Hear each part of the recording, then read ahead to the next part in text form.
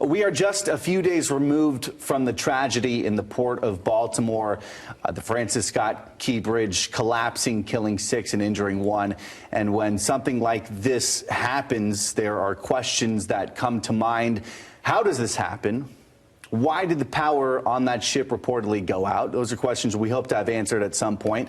But one of the biggest questions we need an answer to is how will this impact the economy? To help us figure that out, we're joined by Brian Long. He is the Director of Supply Chain Management Research with Grand Valley State University. Thank you for joining us today, Brian. It's a pleasure to be with you folks today. I know that's kind of a big question that it's hard to answer all in one, so we'll try to narrow our focus here. Start with this. As a researcher, what are you looking at? What stands out most to you about this situation? I think the thing that stands out most is we have lost track of what supply chain management is supposed to be. It's supposed to be that you know the entire supply chain all the way back to the hole in the ground, as it's called, for your production materials. If you're making water coolers, you're buying a lot of different components literally all over the world these days. And all along that chain, there's the possibility of something going wrong. Now, we found out the hard way during COVID that the jam up turned out to be at the ports. And unfortunately, we didn't have a plan B for a lot of these hang-ups that we had. This is the case in Baltimore right now. Now, Baltimore is not a major port, I might add. I mean, we have other ports that carry far, far more tonnage, far, far more containers than this port does.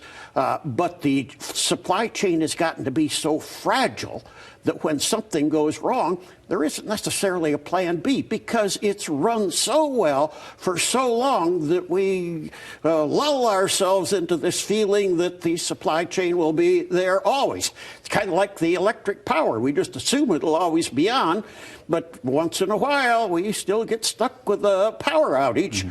Almost all of us, no matter where you are in the whole world, that's the case. And that can be the case with supply chain management, that for one place along the line, we get stopped. Hey, yesterday, we talked about this on the phone on Thursday, is we live in this just-in-time supply chain economy. So when something doesn't get there in time, there's this entire snowball effect. What is the potential snowball effect here? Well, the biggest snowball effect is with what that port is primarily used for. Every port has its specialties, just like Grand Rapids specializes in office furniture. 14% of the world's office furniture is made right here in the greater Grand Rapids area.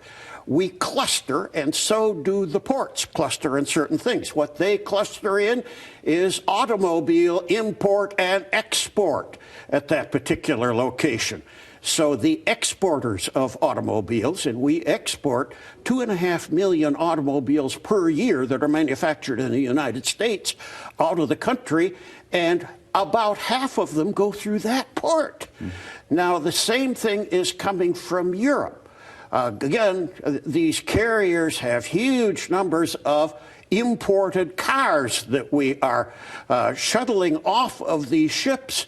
And they're just plain not going to be able to do that. They've got to go to another port. And the problem with the other ports is they don't necessarily have the equipment, the ramps, if you would, to handle these cars as they come off these unusual types of carriers, because the cars are, literally strapped down inside all of these very, very large carriers. They're fully assembled cars. And unfortunately, some of the dealers, particularly for these auto companies that are selling here in the United States, they're going to come up short. The dealers are going to say, what happened to our cars? And it's going to take them a while, as I said, to find another port to unload those cars at, unless they can clear, once again, the wreckage out of the way and get it reopened fairly quickly. We know how big of a role the automobile industry plays in our economy here, just in the state of Michigan alone. Forget the whole country. The big three on the east side of the state.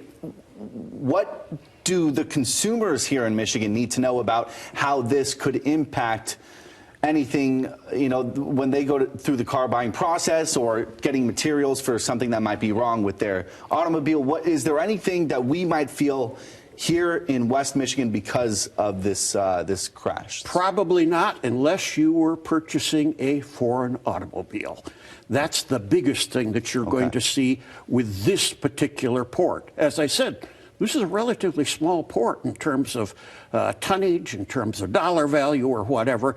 The largest dollar port is, of course, on the East Coast or the West Coast. Those are our largest dollar ports, I guess I should say. And this Baltimore port has shrunk in size over time.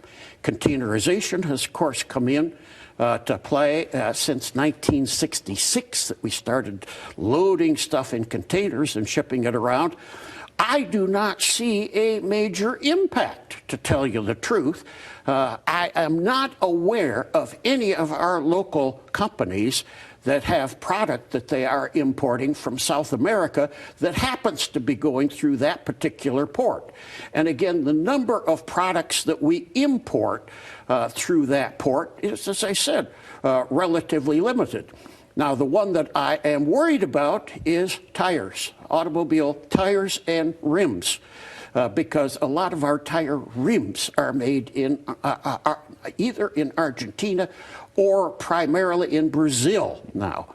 And those particular auto parts suppliers depend on, obviously, shipping to our assembly points here, not only in Michigan, but again, all over the country.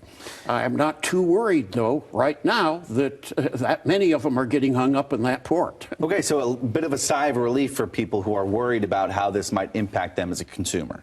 That, I would say, is the case. I'm interested and a bit surprised, I guess, to hear how less impactful or the fact that this port is not as important to our economy as you're saying right now, because I was looking at some of the numbers here. Between $100 million and $200 million worth of cargo passes through that port every single day. And it's not just the port itself through the waterways. I mean, think of the bridge itself that collapsed and all the 4,000 trucks use that bridge to cross over and, deal out their supplies, in addition to everything that's on these shipping containers. So I guess I'm a bit surprised to hear that it's not as impactful as some people might think. Well, so far, I have not heard of any of our local companies that have a supplier that's one side or the other of that bridge. That would impact us if that were the case, because those people are not set up. They have not taken into consideration the possibility that that bridge is going to collapse. Or if their plan B is in place, it's going to be a convoluted plan that the trucks have to go all the way around and eventually come back to where they are. I am not aware, though, of any of our local companies that are purchasing anything from that particular part of the country. It's just not heavily automotive. It's not heavily office furniture. It's not heavily automotive molded plastic parts or a lot of the other things. We have an expertise in this side of the state for molded plastic parts. And of course, again, industries tend to cluster. And that is the case with the auto industry. We do not manufacture automobiles on this side of the state, but it's our biggest cyclical industry. And for that reason, it's important, and we have to take a look back once again in the supply chain for automotive to say, where would there be an impact? And right now, I cannot find one. It is a warning, though, that if this were to happen at some other port, that it would have a much greater impact, particularly if the port were on, say, the West Coast. There, our auto companies could get stopped up, as could a lot of other companies. And we saw what happened when there was a shipping container stuck in one of the channels in San Diego. That did have a much larger ripple effect, and it sounds like what you're expecting here with this one. Exactly. That's what I am looking at right now. And even the problem that they have over in the Middle East right now, the Red Sea, That is slowing the process down, I guess I should say, but it isn't stopping it. Their plan B was very simple. They will ignore the Suez Canal and they'll go all the way around the Cape of Horn, which is a difficult route. It's a more expensive route, but nonetheless, that's their plan B. Altogether too often, like I said, we don't have a plan B because we've become so dependent upon the supply chain that we have right now. So then does this raise a larger question about the supply chain and the system we have in place? Does that need to change? Or because this is so rare, what's the point of touching it? Well, no, it really means that we need more and better plan Bs, for lack of a better way of putting it. We obviously didn't have one when we got into COVID, but that was such an extreme situation, so many things that got affected, that even if we had a plan B, its chances are it wouldn't have worked either. And in the case of what we have right now, we have too many instances where we are, again, purchasing stuff from around the world, and we don't know for sure exactly where it comes from. We think we are purchasing from Japan, and we come to find out that the stuff was actually made in China or something like that, and shipped to Japan and then shipped again. And in the case of automotive, what we are facing right now is that China's going to ship a whole bunch of stuff to Mexico, and then Mexico is going to ship it to us and add practically no value to it, I might add. And that's the controversial thing that is, of course, going on right now. In other words, politics gets into the middle of this supply chain business just about as much as anything else. As it always does. Well, we can't ignore China right now. Unfortunately, we have sourced altogether too many things from China to ignore China and just say, oh, well, we're going to boycott China. We can't do it. We'd shut the whole country down. We'd had the worst recession that we've ever had if we were to do that now. But this got built up over time. It's going to take us time to sort this whole thing out and say, if we don't want to do business in China, well, then where do we want to do business? And there's a lot of other countries out there that are waving their flag at us and saying, hey, bring your business here. But this takes, you know, a 5-year planning horizon or something like that to make those kinds of changes. And I don't see that coming anytime soon. It's more of a case that the managers of supply chain have to do their job and say, we've got to analyze our entire supply chain, our entire risk. As I said, all the way back to that hole in the ground. Now, that's not for your floor wax or light bulbs or anything that you've got plenty of sources for, or that will shut your production process down.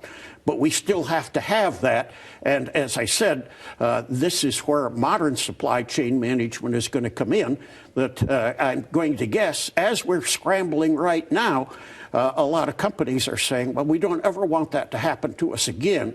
So do we need an alternate source? Do we need an alternate route? Do we need an alternate carrier? Let's have something in our back pocket so that, well, at least we have a plan B, if not a plan C. What would a plan B look like? A plan B would just be sometimes another source, as the case may be. You know, we bought something that was coming in on the West Coast. Well, let's try to find somebody that will ship it to us from the East Coast. Or in the case of what is going on right now is a lot of what we call reshoring, saying that we've got some very small things. I mean, the auto industry got shut down. They could produce the whole car, but for lack of a $15 chip, they couldn't ship the car. They could go ahead and produce it and wait until the car, or I should say the chip or whatever was available, but they filled up a bunch of lots near the production plants, and they said, that's not a very good strategy, so they just plain cut the production schedules. And unfortunately, we came back to that point that we had to work through very slowly this whole problem of the so-called chip shortage. And of course, some of them have said, well, we'll never let that happen to us again. We're going to make our own chips. And some are doing that. More likely, though, they are finding local sources. to say we don't want that to ever happen to us again. And you don't see something like that happening here in this case? No, Necessarily. no, not in this particular instance. Again, it's, as I said, it's a small port, and unlike the COVID crisis that was worldwide, this is literally just one port.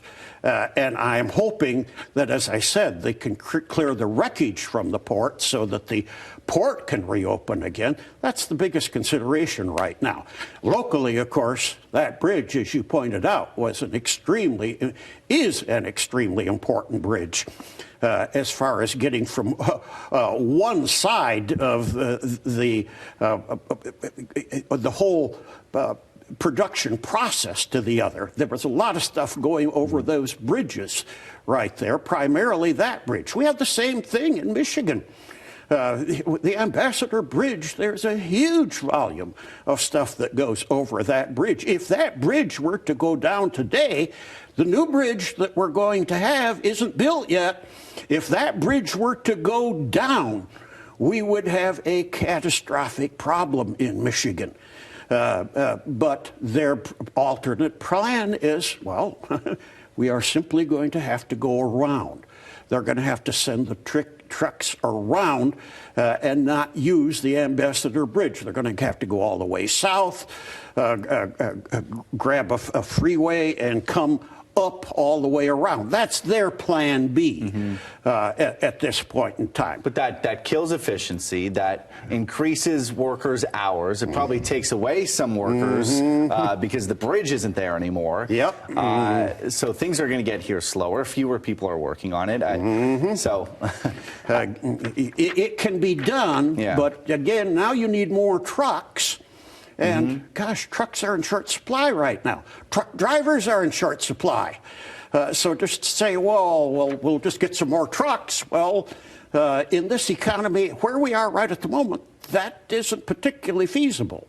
So that's why, again, having these alternative plans in place, even though they have additional cost, even though they have their limitations associated with them, that's what we are coming to. At least we would keep moving, I guess, with a plan B.